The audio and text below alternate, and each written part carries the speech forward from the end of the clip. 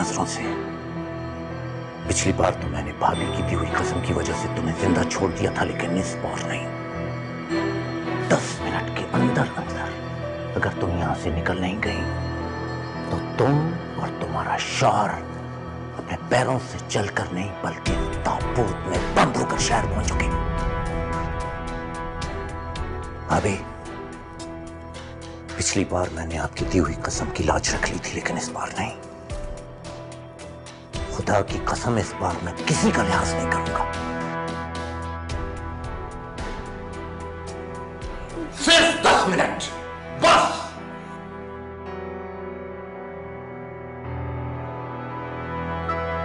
10 minute के अंदर अंदर फहद को लेकर अपने साथ यहाँ से निकल जाओ बेटा, तुम्हारी जान को खतरा है बेटा, चली जाओ तुम। अरे पर क्यों?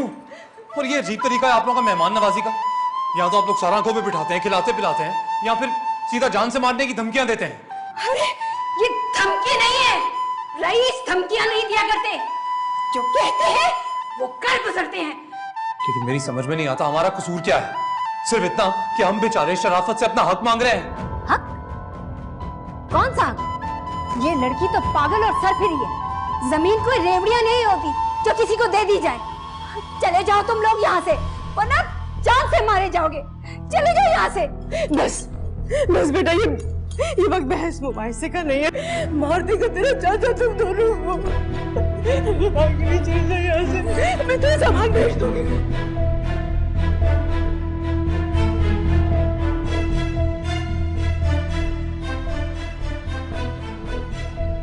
भाभी, हरीम ने आपको फोन किया? नहीं, लेकिन तुम क्यों पूछ रही हो? वो लोग तो तुम्हारी तरफ आए हुए हैं ना? वो लोग यहाँ से निकल गए भाभी। क्यों? वो तो कह रहे थे कि कम से कम 1 हफ्ता रुकेंगे तुम्हारे पास। फिर वापस क्यों आ रहे हैं इतनी जल्दी? साहिदा, मुझे बताओ, कोई गड़बड़ तो नहीं हो गई? हाँ भाभी, बहुत बड़ी गड़बड़ है। क्या हुआ? सब कुछ ठीक जा रहा था भाभी। सलमा और कदीर हरीम और फहद से मिलकर बहुत खुश थे। इतनी उनकी मेहमानदारी कर रहे थे कि मेरा दिल तो खुशी से जैसे पागल ही हो गया। लेकिन फिर तुम जानती भी हो मेरा दिल कमजोर है, फिर पहेलियां बुझवा कर बात क्यों करती हो? इतनी तमीज बांधने की क्या जरूरत है? साफ क्यों नहीं बताती हुआ क्या है? पता नहीं अचानक से क्या हो गया हरीम को। कदीर के सामने आकर खड़ी हो गई और कहती है कि चाचा मेरी जायदाद मुझे वापस करो। खुदा, इस लड़की को अकल। फिर क्या हुआ? होना क्या था भाभी, ये बात सुन के कदीर तो जैसे आग बबूला हो गया। अरे उसके सर पे तो खून सवार था। 10 मिनट की मोहलत दी थी इन दोनों को और कहा कि गांव छोड़ के चले जाए, वरना मैं कत्ल करा दूंगा। आप परेशान मत हो, वो लोग आपके पास पहुंचते ही होंगे। जैसे ही आपके पास पहुंचे ना, मुझे फोन कर दीजिएगा। वैसे वो लोग तो सीधा अपने घर जाएंगे ना?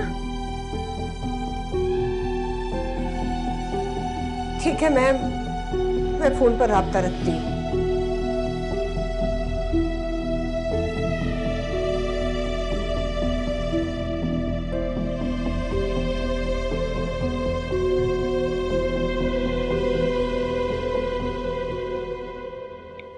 हरीम के साथ जो भी हुआ बहुत बुरा हुआ।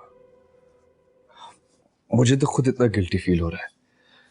हालांकि फहद के बारे में इंफॉर्मेशन निकलवाना इतना कोई बड़ा काम नहीं था। काश मैं पहले ही कर लेता। अली, आपने कोशिश तो की थी। इसमें हरीम बेचारी का कसूर भी तो नहीं है ना। सीधी सादी सी लड़की। असल कसूर तो फहद का, वही चालाक निकला।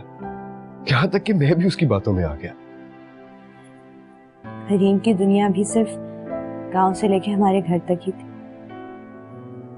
उसकी तो कोई सहेली भी नहीं बनी। अरीबा भी सिर्फ हमारे कहने पर हरीम से बात कर लेती थी। बेचारी को पहली दफा कोई लड़का मिला, वो भी फहद जैसा चालाक निकला। तो ये सोच रहा हूँ कि अभी शादी का अंजाम क्या होगा। हरीम ने कुछ शेयर किया कि वो क्या सोच रही है? बहुत बदल गई है वो। उस जैसी मगरूर लड़की, और अब तो जैसे उसे चुप लग गई। फहद ने इतना बड़ा धोखा जो दिया। अली, सिर्फ फहद ने हरीम को धोखा नहीं दिया, हरीम ने भी फहद को धोखा दिया। झूठ बोला है फहद से। फहद से कहा कि गांव में उसकी अपनी प्रॉपर्टी है, इसलिए तो फहद उसे गांव ले गया, लेकिन कदीर चचा ने उन्हें धमकी देके वहां से भगा दिया। तो अच्छा हुआ ना, उन दोनों के दरमियान सब कुछ साफ हो गया। अब अगर दोबारा रिश्ता जुड़ेगा तो नए सिरे से मजबूत बुनियाद पर होगा। ये तो ये सोच सोच के परेशान हो रही है कि ये दोनों कैसे गुजारा करेंगे एक दूसरे के साथ। This is exactly what I'm thinking. अभी दोनों करेंगे क्या? अली, वो अम्मी कह रही थी कि अगर आप फहद के लिए कोई नौकरी ढूंढते तो। नादिया, नौकरी दिलवाना इतना बड़ा मसला नहीं है। मसला है फहद का झूठ। उसने इतने झूठ बोले हैं, हमें तो ये भी नहीं पता कि जो क्वालिफिकेशन उसने बताई है वो भी सच है या झूठ। Anyway, तुम हरीम से कहना कि फहद को मेरे पास भेजे, मैं उससे खुद बात करूंगा। उसकी जो भी क्वालिफिकेशन होगी उसके मुताबिक मैं अपनी फर्म में जॉब ढूंढ लूंगा उसके लिए।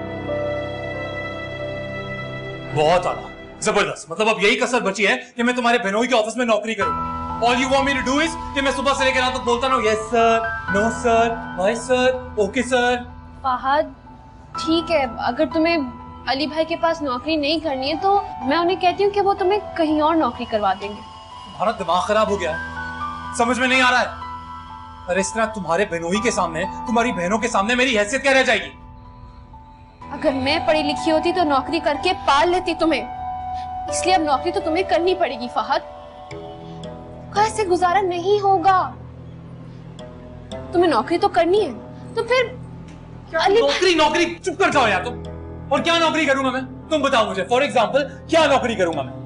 फहद, तुम एक बार उनसे मिल लो ना। अब क्या नौकरी है वो बताएंगे, मैं तो नहीं बता सकती।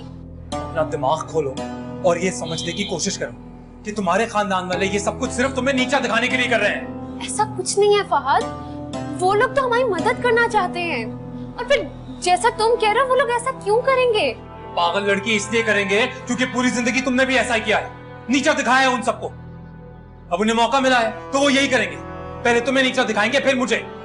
ठीक है, तो ना करो तुम नौकरी उनके पास, लेकिन फिर खुद कहीं जाके अच्छी सी नौकरी तलाश कर लो। बंगले में ना सही, क्वार्टर में ही सही, रह लूंगी मैं, कर लूंगी गुजारा। तो जाओ गुजार लो जिंदगी तुम क्वार्टर के अंदर, क्योंकि तुम गुजार सकती हो, मैं नहीं गुजार सकता। फंस गया हूं मैं।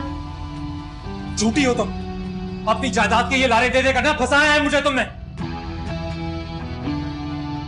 तो तुम कौन सा सच्चे हो? कहाँ है वो बंगले, वो गाड़ियां, वो तुम्हारे कारोबार जो तुमने मुझसे कहे थे? धोखा तो तुमने मुझे दिया है, मैंने कोई झूठ नहीं बोला तुमसे। मैंने वही कहा जो मेरे बाबा ने मुझे कहा था। मेरे बाबा ने मुझे कहा था कि उनकी जायदाद मेरे नाम की गई है, और मैंने तुम्हें खुद बताया था कि चाचा कदीर ने मेरी जायदाद पे कब्जा किया है। और तुम खुद तो चाचा कदीर के साथ मुकाबला नहीं कर सके, तो मुझे किस चीज का इल्जाम दे रहे हो? तुम्हें सब कुछ पता था ना?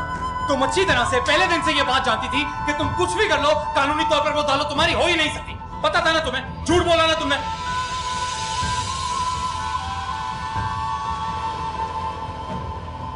तो तुमने मुझसे शादी उस जायदाद की वजह से की थी? ओ, जिनके खुद के शीशे के घर होते हैं ना, वो दूसरों के घरों पे कंकर नहीं फेंकते। मुझसे क्यों शादी की थी तुमने? मेरी गाड़ियां देखकर? मुझसे नहीं की थी, मेरे लाइफस्टाइल से की थी।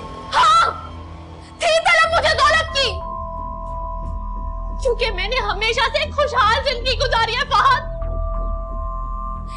अच्छा लगा था मुझे कि तुम अमीर हो, लेकिन मैंने तुम्हारी दौलत नहीं देखी थी फहद, तुमसे शादी की थी।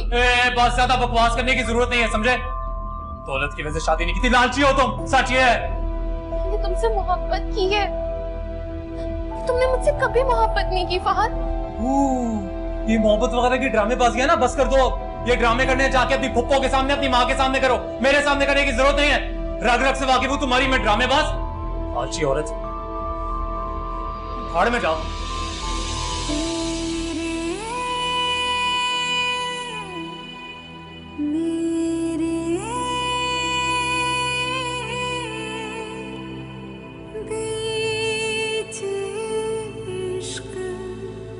न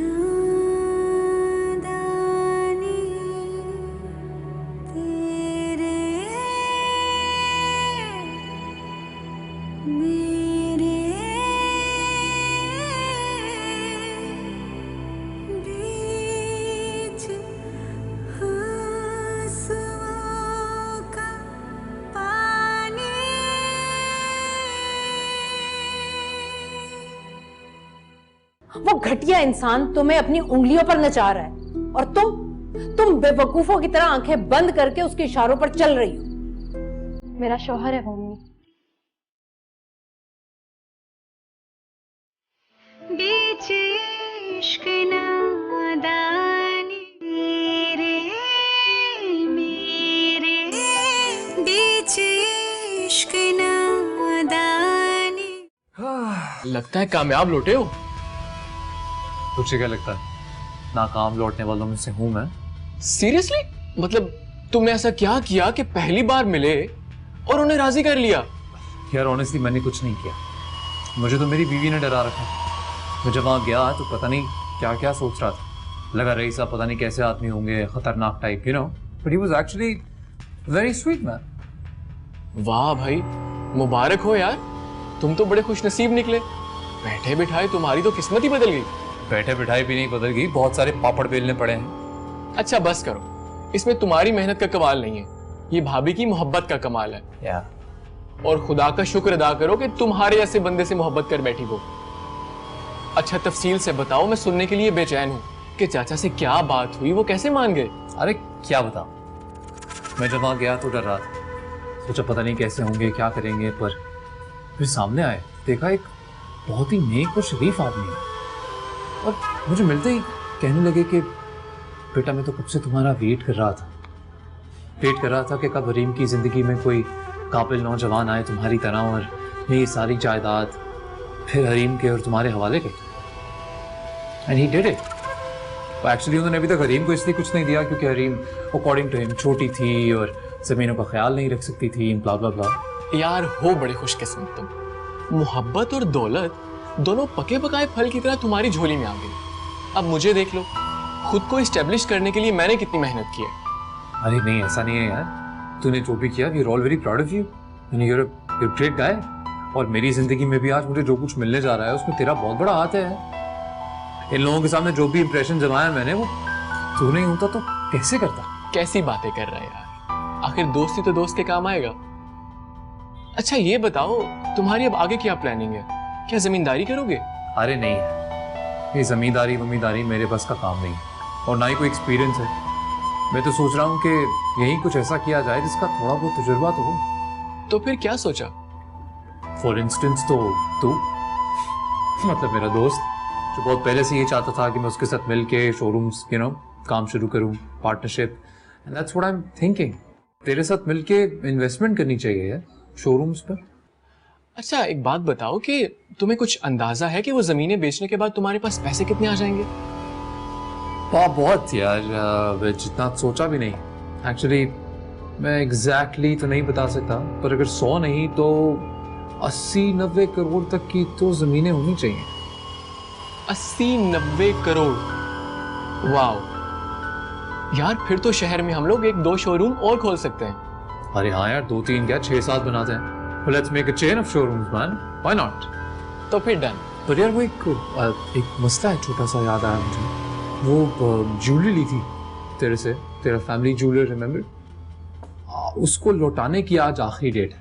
अब ज्वेलरी तो हरीम के पास है, वापस तो ले नहीं सकता और आई वांट टू पे द मनी, पर सारा प्रोसेस ज़मीनें मेरे नाम पे होना, पैसे मिलना, ये सब कुछ एक दिन में तो होगा नहीं, तो 1-2 माह तो लगेंगे। I was thinking if you could just you know. नहीं, तुम बिल्कुल ऐसा मत करना। मैं ज्वेलर से बात करता हूँ कि हम लोग मजीद 3 माह तक ज्वेलरी रखना चाहते हैं, ठीक है?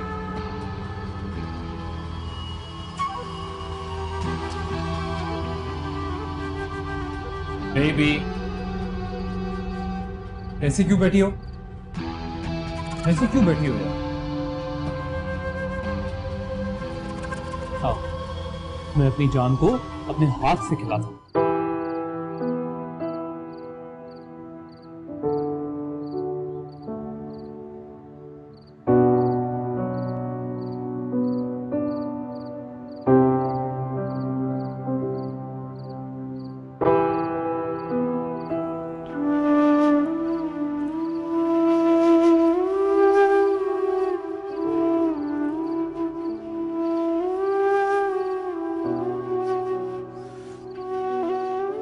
ना प्यार करते हो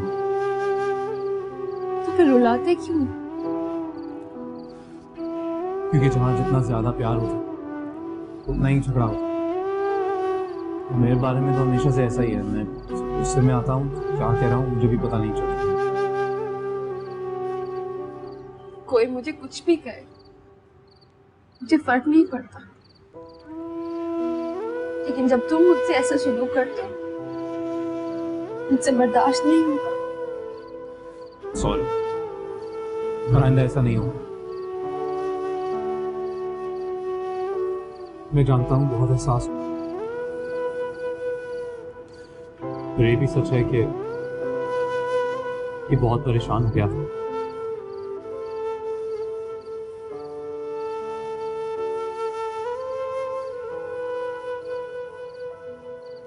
तुम इतने गुस्से में सब कह के गए थे कि मुझे ऐसे लगा था कि मुझे हमेशा के लिए छोड़ के चले गए। पागल हो क्या तुम ऐसा सोच भी कैसे सकती हो? जानता हूं मैं हमारे साथ अच्छा नहीं हूं, बहुत गलत हूं, पर अगर तुम चाहो तो सब ठीक हो सकता है। मैं वो सब दिन से था जिसकी हमने जिंदगी से तवक्को की थी। तुम अली भाई के ऑफिस में नौकरी करने के लिए राजी हो गए? ना करे यार, ये छोटे छोटे ख्याल ना तुम अपने दिमाग से निकाल दो प्लीज। मैं नौकरी करने के लिए पैदा ही नहीं हुआ, That's one thing that I know। पर मैं तुमसे वादा करता हूँ कि जो कुछ तुम चाहती हो, जो कुछ तुम एक्सपेक्ट कर रही थी, वो मैं दूंगा तुम्हें। मैं प्रॉमिस।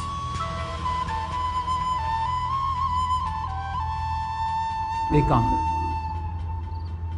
थोड़ा रेडी हो जा, कहीं बाहर चलते हैं, आराम से कहीं बैठकर अच्छा सा खाना खाएंगे और फिर ढेर सारी बातें करेंगे।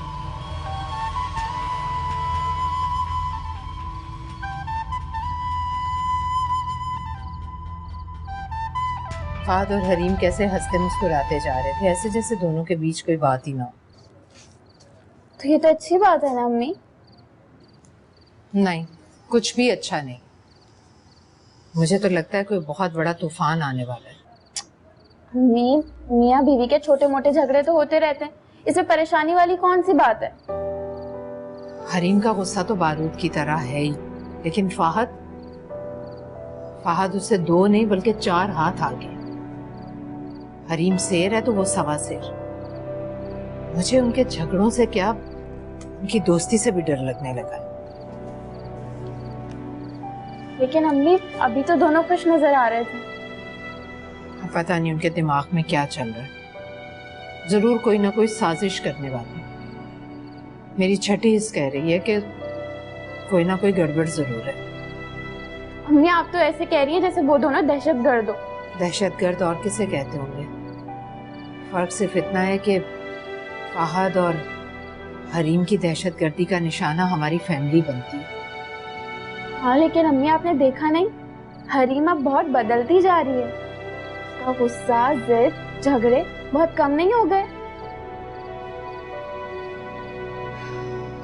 हरीम के दिल में जो कुछ होता था बोल दिया करती थी, लेकिन जब से वो चुप रहने लगी है, मेरे दिल को धड़का सा लगा रहता है कि पता नहीं कौन सा लावा उसके अंदर पक रहा है और पता नहीं कब फट पड़े वो।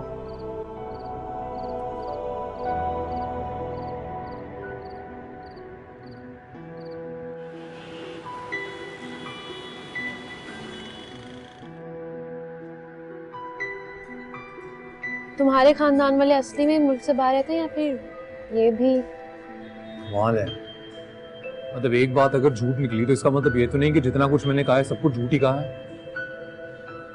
यहाँ नहीं रहते, बाहर ही रहते, कुछ दुबई में रहते हैं और कुछ कनाडा में रहते हैं, और झूठ नहीं बोला था मैंने। तो फिर वो तुम्हारी मदद क्यों नहीं करते? क्योंकि वो नाराज है मुझसे। दरअसल वो चाहते थे कि मैं आगे और पढूं। मैंने मास्टर्स कर लिया था, मुझे लगा अब मुझे मेरा बिजनेस करना चाहिए। उन्हें लगा नहीं, अभी आगे डॉक्टरेट करो, पीएचडी करनी चाहिए। सो मुझे आइडिया सही नहीं लगा, उन्हें मेरा आइडिया सही नहीं लगा, तो नाराज हो गए। तो मना लो उन्हें। माफी मांग लो उनसे। जाहिर है मैं यही करूंगा, माफी मांगूंगा, लेकिन अभी नहीं। अभी ना तो वो मुझसे मिलना चाहते हैं और ना ही मैं उनसे। मैं चाहता हूँ पहले मैं अपने पैरों पे खड़ा हो जाऊं, कुछ बन जाऊं, ताकि उनसे मिलूं तो उन्हें बता सकूं कि जो मैंने सोचा था वो सही था। अरे मैं शायद किसी और को बात समझा नहीं सकता। तुम भरोसा करो यार, बहुत टैलेंटेड हूँ, बहुत स्किल है। ये जो बिजनेस मैं करना चाहता हूँ ना, बहुत अच्छे से कर सकता हूँ।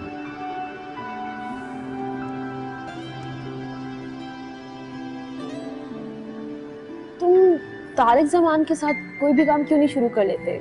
तजुर्बा तो है ना। तो हाँ मैं सोच रहा हूँ, जाहिर है उसके लिए नौकरी तो नहीं कर सकता, मैं किसी के लिए भी नहीं कर सकता, सूट नहीं करता। हाँ पर पार्टनरशिप का सोच रहा हूँ, उसके लिए तो एक प्रपोजल प्लान भी है मेरे पास। हमारे पास सरमाया कहाँ है फहद? सरमाया तो है। मैं समझी नहीं। यार तुम भी ना बहुत ही भोली हो और इनोसेंट, समझ में नहीं आता तुम्हारे। अरे तुम्हारे वालिद साहब की इतनी जायदाद है जो उन्होंने तुम्हारे लिए छोड़ी है, उस पे सबसे ज्यादा हक किसका बनता है? तुम्हारा। I mean, तुम्हारी बहन की पढ़ाई पे कितने पैसे खर्च हुए होंगे, उनके अब तक के सारे अखराजात पे कितने पैसे खर्च हुए होंगे, तुम्हारे पे खर्च हुए नहीं, तो फिर सबसे ज्यादा हक किसका बनता है? तुम्हारा। सिंपल। हाँ ये तो तुम बिल्कुल ठीक रहे हो। मेरे ऊपर तो कोई खर्चा ही नहीं किया उन्होंने। हाँ देखो, लेकिन फहद मैं ये सब उनसे जबरदस्ती कैसे मांगू? मतलब अरे जबरदस्ती क्या, जैसे मिले वैसे लेना चाहिए, तुम्हारा हक है यार, तुम्हारे बाप का। देखो अगर वो तुमसे इधर उधर की बातें करें, मटर खाने की कोशिश करें, यू नो ओवर स्मार्ट बनने की कोशिश करें, तो साफ साफ बता देना उन्हें कि छोटी बच्ची नहीं हो तुम, कोर्ट का रास्ता पता है तुम्हें, वकील हायर करोगी और केस करोगी उन पे, सारी अकल ठिकाने आ जाएगी। ये प्रॉपर्टी तो लेनी पड़ेगी ना बेबी, तुम्हारा हक है।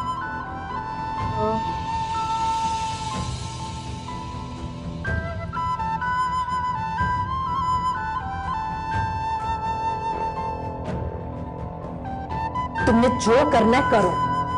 अकल की अंधी बेवकूफ लड़की, वो घटिया इंसान तुम्हें अपनी उंगलियों पर नचा रहा है और तुम बेवकूफों की तरह आंखें बंद करके उसके इशारों पर चल रही हो।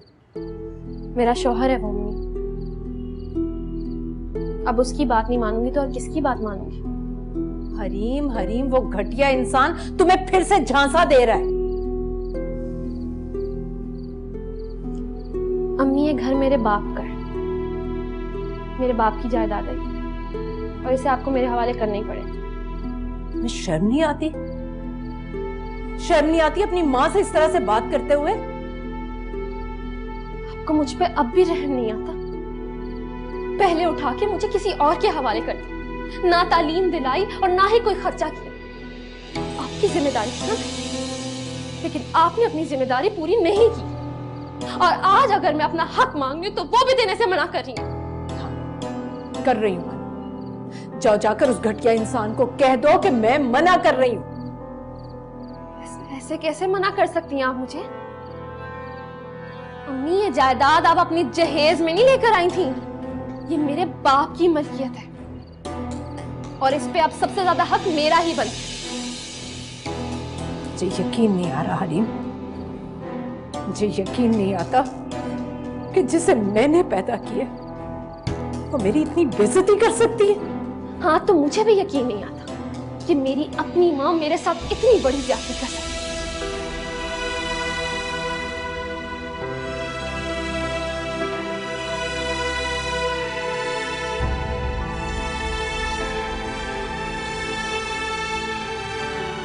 इसने मुझे बर्बाद कर दिया, इसके पीछे मेरा सब कुछ लुट गया। इसे कैसे छोड़ दूं? इसे कत्ल कर दूंगा तो कम से कम सुकून तो मिलेगा मुझे।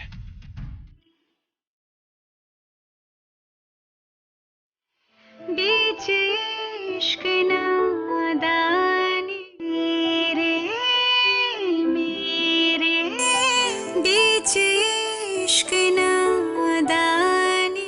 क्या हो? कुछ भी नहीं। अब जब मैंने अम्मी से इस बारे में बात करनी चाही तो उन्होंने कहा कि उन्हें बहुत नींद आ रही है। उन्होंने कहा कि कल बात करेंगे। तुमसे झूठ बोलने की जरूरत नहीं है, तुम्हारी अम्मी जब चीख चिल्ला रही थी ना तो आवाजें यहां तक आ रही थी, सुनी है मैंने। सही बताओ क्या कहा उन्होंने? उन्होंने बिल्कुल मना कर दिया। तुमने उन्हें समझाया नहीं कि ये मामला कोर्ट तक भी जा सकता है? फहद, मैंने उनके सामने वो सब कुछ कहा है जो तुमने मुझे रटाया था, और उन धमकियों की वजह से वो मुझ पे और सख्त हो गई थी। उन्होंने तो ये तक कह दिया कि वो मुझे अपनी जायदाद से आग कर देंगी। देखो, परेशान मत हो फहद। मैं अम्मी ये कह रही थी कि अगर हम दोनों ये मुतालबा छोड़ देंगे तो हम इस घर में रह सकते हैं और सब कुछ बिल्कुल वैसा होगा जैसा हमारे साथ। आप मत सिखाओ मुझे। सच तो ये है कि तुम्हारी वजह से मेरी जिंदगी बर्बाद हो गई है। जब से तुम मेरी जिंदगी में आई हो तब से लेकर आज तक सिर्फ नुकसान पे नुकसान ही हो रहा है मेरा। फहद देखो, ऐसे मत कहो। तुम हिम्मत मत हारो। अगर हमारी किस्मत में होगा ना तो हम लोग को वो। बकवास मत करो। तुम अपना मुंह बंद ही रखो, पता है तुम्हें? अभी के अभी अपनी मनुष्य शक्ल लेकर मेरी आंखों के सामने से दूर हो जाओ, वरना पता नहीं मैं क्या करूंगा। यहां अपना, ये तुम्हारा। मैं कत्ल भी कर सकता हूं। फहद ऐसे तो मत कहो। फहद तुम इतनी टेंशन मत लो, तुम्हारी अपनी तबीयत खराब हो जाएगी। मेरी जिंदगी खराब हो गई, उसका क्या? ये तबीयत जाए भाड़ में और तुम भी जाओ भाड़ में। जाओ यहां से।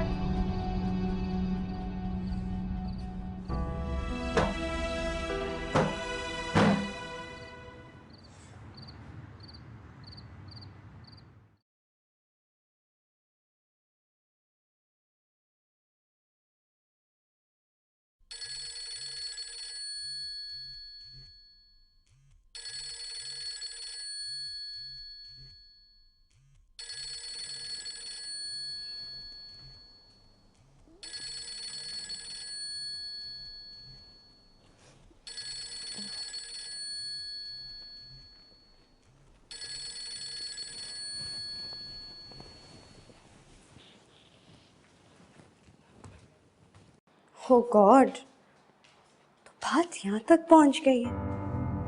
मैं तो बहुत डर गई हूँ नादिया। क्यों अम्मी, इसमें डरने वाली क्या बात है? आपने मना कर दिया ना, अच्छा किया। मैं सादिया की वजह से बहुत परेशान हूँ। सादिया? क्यों, क्या हुआ सादिया को? नहीं, तुम परेशान मत हो, सादिया को कुछ नहीं हुआ। लेकिन जब जवान बेटी घर पर हो तो डर ही लगेगा ना। फहद की असलियत तो खुल चुकी है, लेकिन ये कोई नहीं जानता कि आगे वो क्या करने का इरादा रखता है। वो यकीनन कोई बड़ा क्रिमिनल है, वरना ऐसी साजिशें कोई आम इंसान नहीं कर सकता। क्या पता आधी रात को गुंडे बुला ले और वो पिस्तौल तान ले। मम्मी कैसी बातें कर रही हैं? हाँ वो लालची जरूर है, लेकिन आई डोंट थिंक वो क्रिमिनल होगा। मेरी छठी इस कह रही है कि कोई बहुत बड़ा हादसा होने वाला है इस घर में। मैं कल ही अपनी सारी जायदाद के कागजात तुम्हारे हवाले कर दूंगी। तुम वो सब संभाल कर रखना। अम्मी आप ना नींद की गोली खा के सो जाएं, आपका जहन थक गया। जहन नहीं, मेरी रूह थक चुकी है। अगर मुझे सादिया का एहसास ना होता और खुदकुशी हराम ना होती तो मैं कब का जहर खाकर मर चुकी होती। ऐसी जिंदगी से तो मौत बेहतर। अच्छा मेरी बात सुने, अपने आप को पुरसुकून करने की कोशिश करिए, कुछ नहीं होगा। पुरसुकून? अरे मैं कैसे रखूं खुद को पुरसुकून, जबकि मैं जानती हूँ कि क्रिमिनल माइंडेड गुंडा मेरे घर में सो रहा है। अच्छा अम्मी, अगर आप इतनी परेशान है ना तो मैं अभी अली को जाके उठाती हूँ, हम अभी आपके पास आ रहे हैं। नहीं, इसकी जरूरत नहीं है। बस मैंने अपने दिल की भड़ास निकाल ली है ना, अब मैं नींद की गोली खाकर सो जाऊंगी। खुदा हाफिज। अल्लाह हाफिज।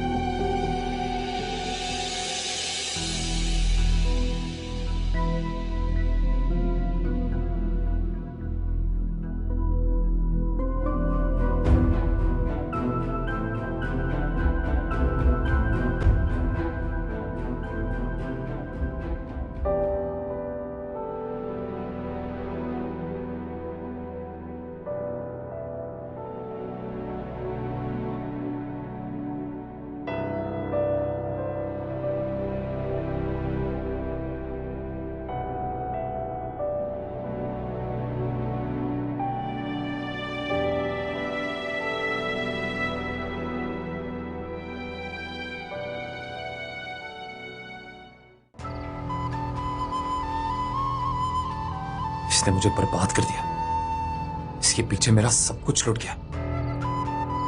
इसे कैसे छोड़ दूं?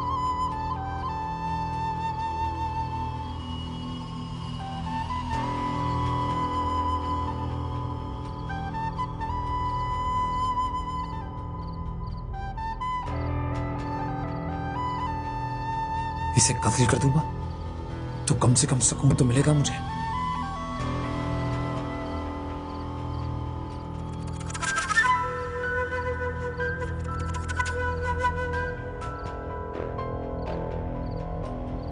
इसको कत्ल करके क्या मिलेगा फहद? अरे उम्र कह दिया फांसी। अरे छोड़ इसे।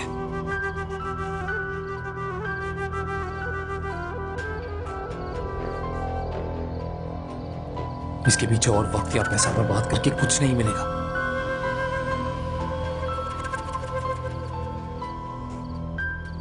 छोड़ इसे और भाग यहां से।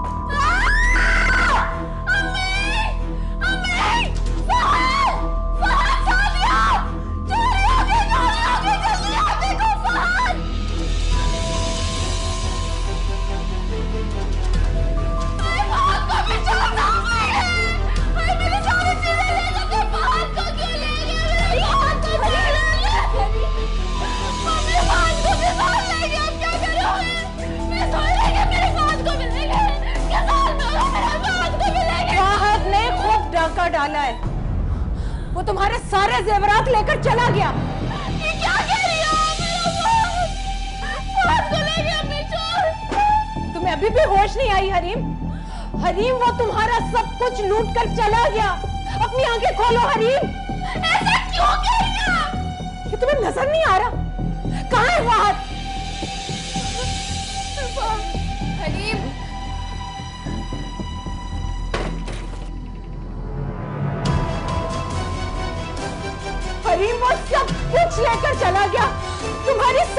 कीमती चीजें लेकर चला गया वो,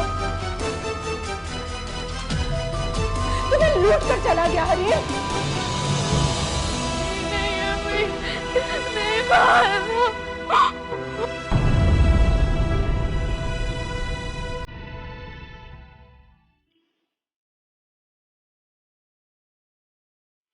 बीच इश्क नादानी मेरे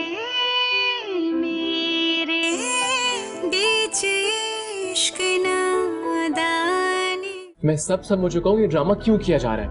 फहद की गुमशुदगी मशहूर करके आप लोग जूली पर कब्जा करना चाहते हैं। इस घर के सख्त वारंट है हमारे पास,